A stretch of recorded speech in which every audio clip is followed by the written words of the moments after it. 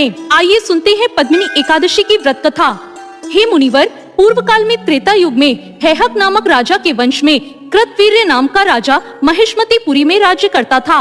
उस राजा की 1000 परम स्त्रियां थी, परंतु उनमें से किसी को भी पुत्र नहीं था जो उनके राज्यभार को संभाल सके। देवता, पितृ, सिद्ध तथा अनेक चिकित्सकों आदि से राजा ने पुत्र प्राप्ति के लिए काफी प्रयत्न किए, लेकिन सब असफल रहे। एक दिन राजा को वन में तपस्या के लिए जाते वक्त उनकी परम प्रिय रानी इक्ष्वाकु वंश में उत्पन्न हुए राजा की हरिश्चंद्र की पद्मिनी नाम वाली कन्या राजा के साथ वन में जाने को तैयार हो गई। दोनों ने अपने अंग के सब सुंदर वस्त्र और आभूषणों का त्याग कर दिया और वल्लभ वस्त्र धारण करके गंधमादन पर्वत पर चले गए। राजा ने उस पर्वत पर 10,000 वर्ष तक तपस्या की, परंतु फिर भी पुत्र की प्राप्ति नहीं हुई। तब पतिव्रता रानी कमल नयनी पद्मिनी से अनुसुईया ने कहा, 12 मास से अधिक महत्वपूर्ण मल मास होता है जो 32 मास के बाद आता है। उसमें द्वादशी युक्त पद्मिनी शुक्ल की एकादशी का जागरण समेत व्रत करने से तुम्हारी सारी मनोकामनाएं पूर्ण होगी।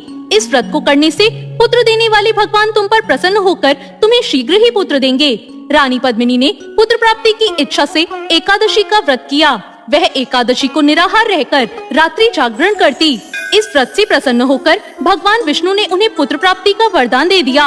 इसी के प्रभाव से पद्मिनी के घर कीर्ति वीर्य उत्पन्न हुए जो बलवान थे, और उनके समान तीनों लोकों में कोई बलवान नहीं था।